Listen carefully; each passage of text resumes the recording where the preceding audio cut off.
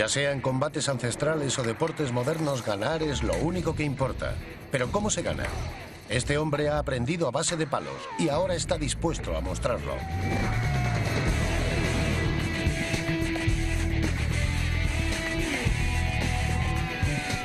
Conquista. Las armas de la Biblia. Si queremos aprender sobre las hazañas de los guerreros antiguos y las armas que utilizaron, solo tenemos que echar un vistazo a la Biblia.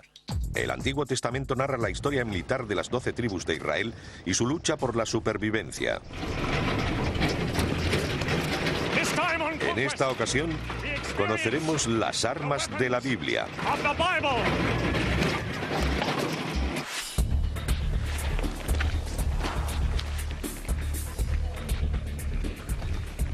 Las tierras de la Biblia están comprendidas entre el mar Mediterráneo y el desierto. Al norte está Siria y Asia Menor, al sur Egipto, al este los imperios de Mesopotamia. Esta zona era llamada la tierra de Canaán. De solo 120 kilómetros de ancho, era importante por su posición estratégica como único puente terrestre entre Eurasia y África. En tiempos de paz fue esencial para el comercio, en tiempos de guerra para las maniobras militares. Los israelitas controlaron la mayor parte de estas tierras durante más de 12 siglos. Vamos a descubrir cómo lo hicieron y vosotros aprenderéis a vencer con las armas de la Biblia. En el siglo XVIII a.C. hubo un gran movimiento migratorio desde Oriente al Mediterráneo oriental. El grupo más numeroso fueron los Hicsos. Invadieron Egipto y derrotaron a su poderoso ejército que estaba equipado con armas inferiores de piedra, madera y bronce primitivo. Los Hicsos vencieron en parte gracias a su tecnología militar. Tenían armas de bronce y veloces carros. Y un excelente proyectil, el arco asiático compuesto. Tenía un diseño curvado, hecho de asta y tendón, y un alcance de 200 metros. Su inconveniente es que resultaba difícil de manejar, era costoso y a veces se tardaba un año en hacerlo. En estas copias modernas se ejerce una fuerza de 27 kilos, mucho para un arco tan pequeño y resistente. Creo que voy a necesitar ayuda para tensarlo. ¿Puedes empujar ahí? Eran armas muy potentes. A partir de este momento, los arqueros dominaron el campo de batalla. Será mejor que aprendáis a usarlo.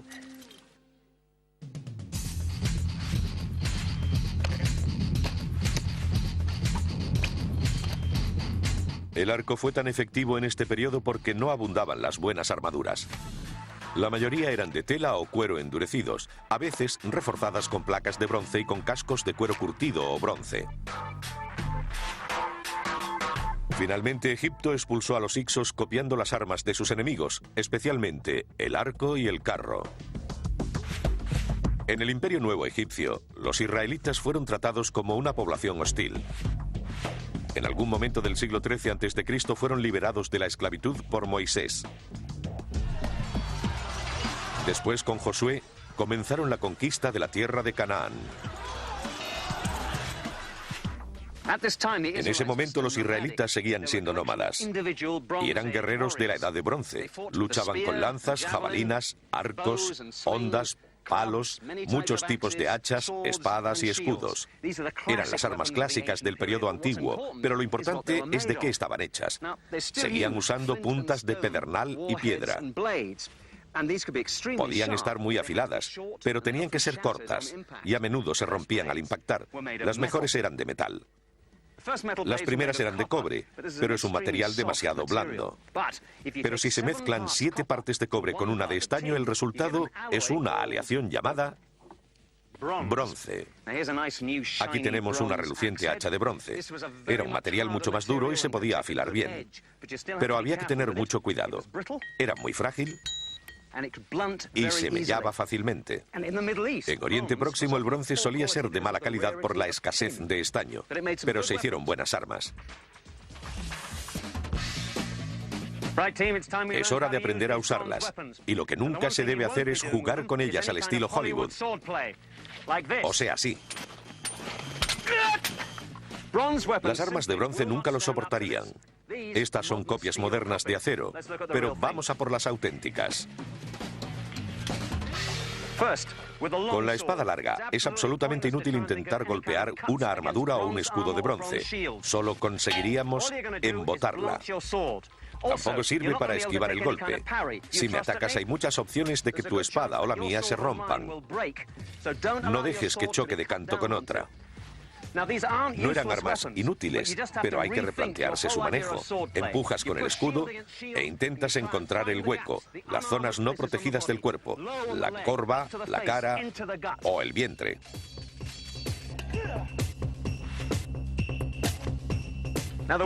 Había varios tipos de espadas llamadas kopes. Tenían un diseño egipcio. Es casi imposible creer que se usara una espada así, pero se vieron a lo largo de la antigüedad, así que debieron emplearlas para algo. Una como esta se utilizaba como arma cortante. Intentaría golpear tu escudo, lanzar un ataque por alto, destrozar tu escudo y a ti de paso. La lanza con punta de bronce podía ser un arma de combate. Tiene su propia técnica. Sirve para atacar, esquivar, pero no la desvíes demasiado porque puedo alcanzarte por debajo.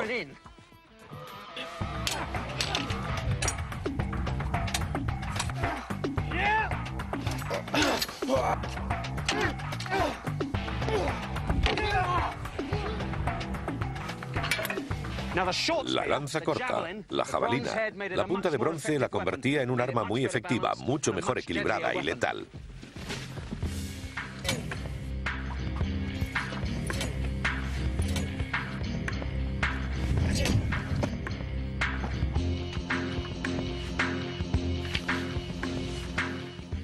También había diferentes tipos de hacha, desde esta de 2 manos a esta corta y afilada.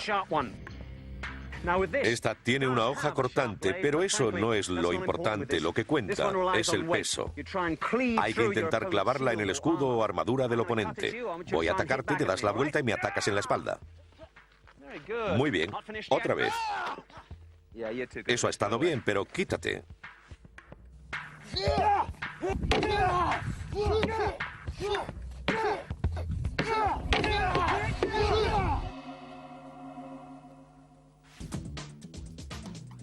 Hacia el 9000 a.C. comenzó el proceso que llamamos civilización. Se establecieron estados agrícolas y por primera vez empezó a ser importante la propiedad de la tierra. La defensa del territorio y las nuevas posibilidades del comercio dieron lugar a la creación de las primeras ciudades amuralladas y la formación de ejércitos semiprofesionales. Ahora os armaréis con espadas cortas o hachas, lanzas, escudos y armadura elemental con casco de bronce o cuero. Coged los escudos y seguidme.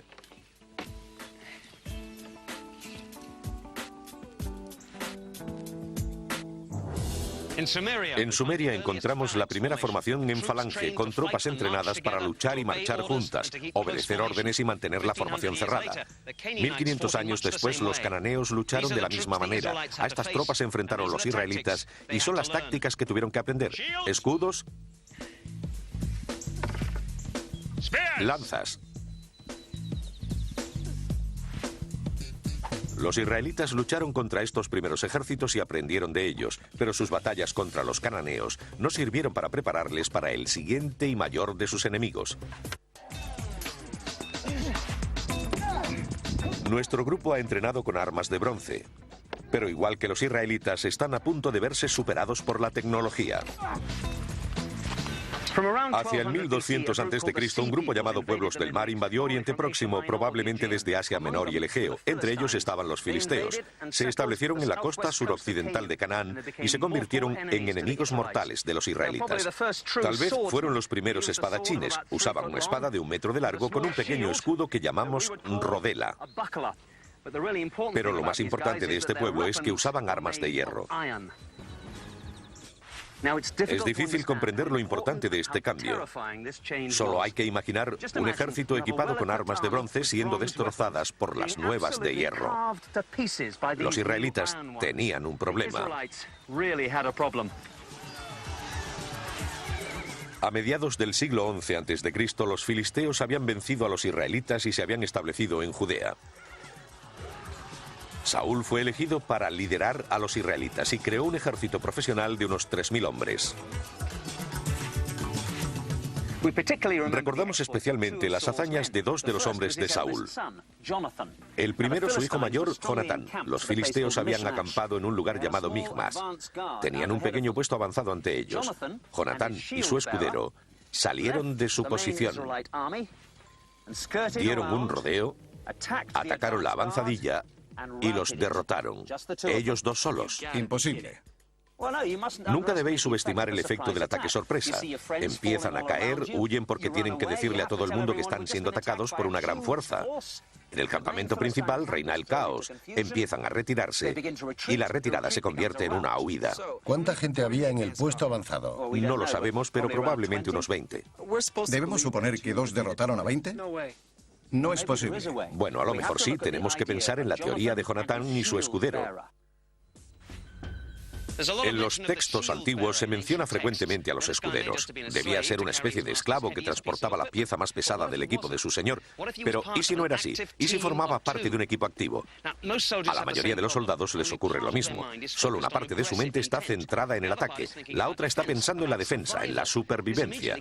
Esto reduce su efectividad en un 50% o más. Y todos los soldados a los que se enfrenta tienen las mismas prioridades. Pero ¿qué pasaría si confiara su propia defensa a una persona? Significaría que podría olvidarse del escudo y concentrarse en el ataque. Si os entrenáis bien, podéis convertiros en un gran equipo de combate. Si tuviéramos tiempo para practicar, podríamos luchar muy bien. Pero hay que trabajar juntos durante un largo periodo para hacerlo perfectamente. Sí, es verdad. Si entrenamos juntos podremos ser una combinación mortal, pero se necesita tiempo y energía. Hay que actuar como hermanos. La mayor parte del tiempo estás desprotegido. Cuando intentas atacar a alguien, el otro va a por ti. Nos ha costado sincronizar el ataque. Hemos tenido que aunar fuerzas para separarlos. Pero los movimientos por los flancos han funcionado muy bien contra ellos. Es hora de que conozcáis una de las armas más antiguas y sencillas inventadas. Y una de las más difíciles de dominar, la honda. Tenemos dos tipos. Esta es la honda pesada que lanza piedras grandes a notable distancia. Es especialmente útil en asedios y contra tropas apiñadas.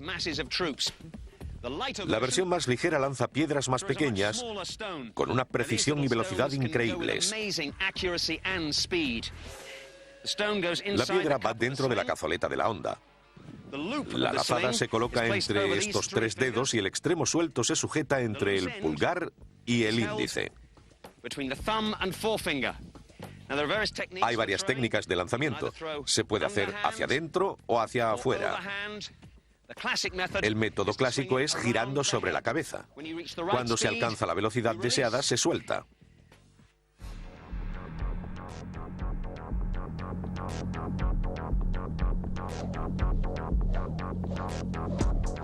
En ciertas culturas y entre las sociedades de pastores, la honda se enseñaba a todos los niños desde la infancia. Mantenía a los lobos alejados de los rebaños y siempre era una gran arma de guerra.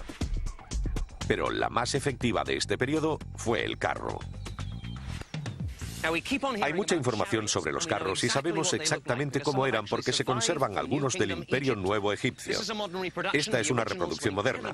Los originales eran muy ligeros, de solo 38 kilos. Tenían un alcance de 60 kilómetros al día y una velocidad en combate de 40 kilómetros por hora.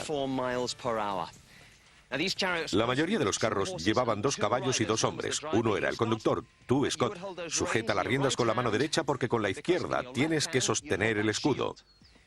Eso servía para proteger al hombre realmente importante, Chris, que era el arquero. Tienes que encontrar la posición que te dé estabilidad para disparar el arco. En el carro había montones de aljabas llenas de flechas y jabalinas para lanzar a corta distancia. Todo este material era muy costoso. Pensemos en los modernos tanques M1A1 de $4 millones. Estaba el arquero, que solía ser un noble o un soldado profesional de primera. Su arco, armadura y equipo. El conductor también era un profesional altamente cualificado. Los caballos solían ir protegidos y requerían personal que los criara, entrenara y alimentara. Pero ¿por qué era tan importante el carro cuando solo llevaba un arquero? El truco es que combina las dos capacidades clásicas de la infantería: ataque y lanzamiento de proyectiles. Los arcos que usaban eran de la mejor calidad, superiores a los del soldado corriente. Vamos, el carro superaba claramente a la formación de infantería, atacándole por los flancos y la retaguardia, manteniéndose fuera de su alcance. Si la infantería intentaba cargar contra ellos, el carro se alejaba y disparaba en su huida, alcanzando a sus perseguidores. Cuando la infantería huía, podían alcanzarles fácilmente y abatirles. Eran excelentes para reconocer el terreno en ataque sorpresa y para llevar y traer información. La única defensa contra un carro era otro carro. Todo el mundo quería uno. Esta es otra prueba. Aquí está el carro y aquí están los caballos. Vamos a dar una vuelta a un círculo con 4 objetivos. Quiero que alcancéis a 3 de ellos con flechas y a 1 con jabalina. La habilidad para disparar un arco y lanzar una jabalina desde un carro en movimiento a toda velocidad era vital. Como descubre nuestro equipo, el traqueteo dificulta la tarea. Y más hacer blanco.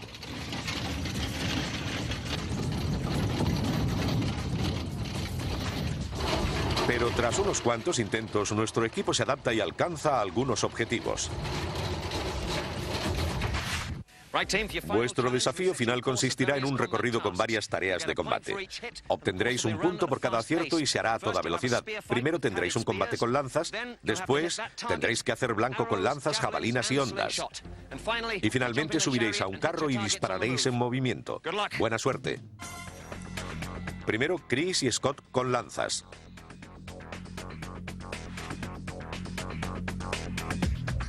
El que golpee 2 veces el cuerpo de su oponente ganará la primera ronda del desafío. ¡Ya! Los 2 hombres tantean el terreno, pero al momento atacan simultáneamente y ambos consiguen tanto. Pero Chris se lanza y da el segundo golpe a Scott en el vientre. En su huida, Scott se tuerce el tobillo. Esto disminuirá sus posibilidades en las 2 rondas siguientes. A continuación, Dan y Dave. Ambos son más cautos y buscan los huecos.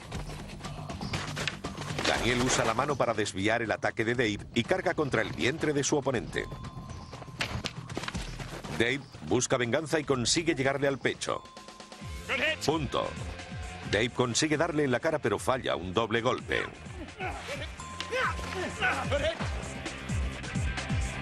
Dan gana 2 puntos en la primera ronda y empata con Chris. Comienza la segunda ronda. Scott se ha torcido el tobillo, pero decide continuar. Da en el objetivo con su primera flecha, pero falla con la segunda. Pierde la concentración y falla con la jabalina y la honda. Pasa a la tercera ronda con solo 2 puntos. El siguiente es Dan. Sorprendentemente falla los 2 lanzamientos de flecha, pero los compensa con 2 aciertos con la jabalina. La honda continúa dándoles problemas y Dan falla con las 2 piedras. Dave, aún dolido por su derrota ante Dan, apunta su arco y clava las 2 flechas en su objetivo. 2 puntos que le devuelven las esperanzas. Pero después lo estropea fallando sus 3 intentos siguientes. Solo un acierto con la honda mantiene sus opciones de victoria. Chris corre a su puesto y consigue inmediatamente otro punto. Pero falla el segundo por poco. 2 certeros blancos con la jabalina compensan su falta de precisión con la honda y termina su segunda ronda en cabeza. Scott es el primero en saltar al carro y se pone en marcha con 2 aciertos.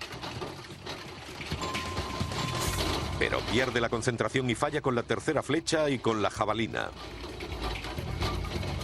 2 puntos. Termina con solo 4.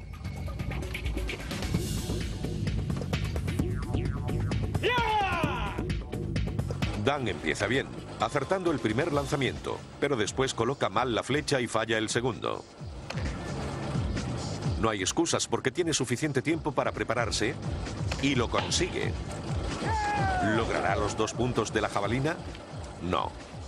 Dan es el líder provisional con 6 puntos. Dave está decidido a ser nuestro campeón y empieza fuerte. Pero se tambalea y pierde la segunda flecha. No puede recomponerse y falla con la tercera. Solo la jabalina puede mantenerle con opciones. Y lo consigue. Suma 2 puntos y logra un total de 7. Supera a Dan.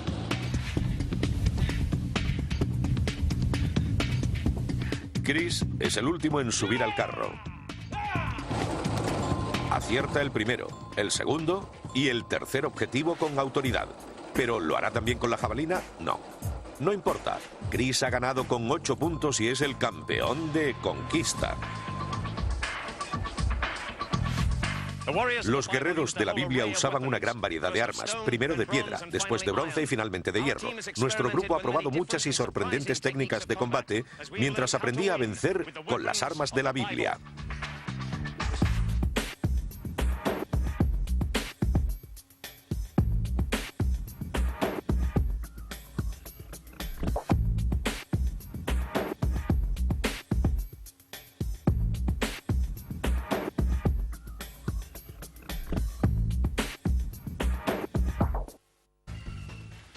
Eran armas muy potentes. A partir de este momento, los arqueros dominaron el campo de batalla. Será mejor que aprendáis a usarlo.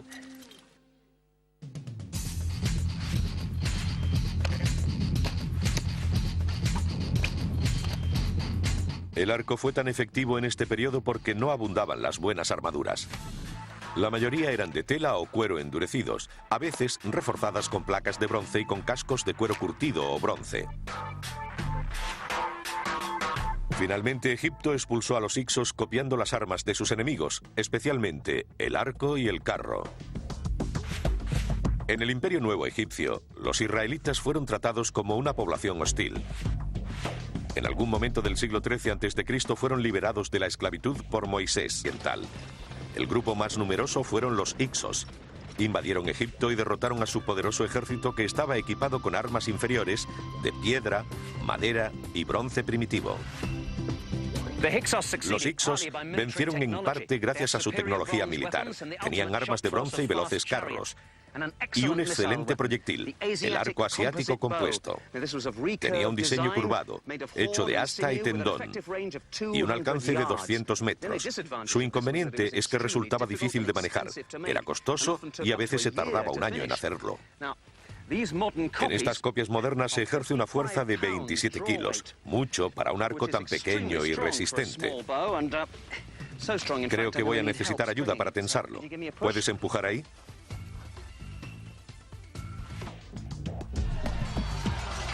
Después, con Josué, comenzaron la conquista de la tierra de Canaán. En ese momento los israelitas seguían siendo nómadas y eran guerreros de la edad de bronce. Luchaban con lanzas, jabalinas, arcos, hondas, palos, muchos tipos de hachas, espadas y escudos. Eran las armas clásicas del periodo antiguo, pero lo importante es de qué estaban hechas. Seguían usando puntas de pedernal y piedra. Podían estar muy afiladas, pero tenían que ser cortas y a menudo se rompían al impactar. Las mejores eran de metal. Las primeras eran de cobre, pero es un material demasiado blando. Pero si se mezclan 7 partes de cobre con una de estaño, el resultado es una aleación llamada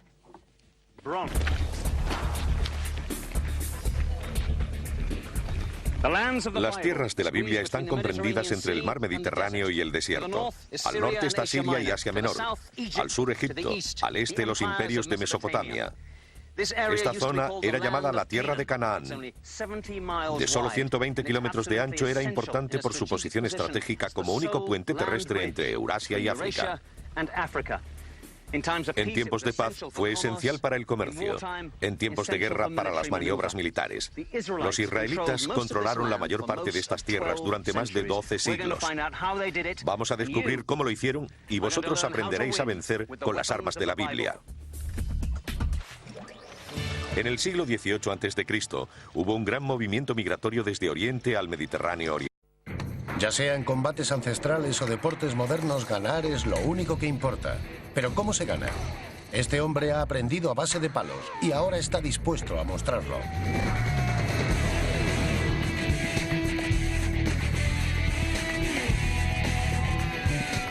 Conquista. Las armas de la Biblia. Si queremos aprender sobre las hazañas de los guerreros antiguos y las armas que utilizaron, solo tenemos que echar un vistazo a la Biblia. El Antiguo Testamento narra la historia militar de las 12 tribus de Israel y su lucha por la supervivencia.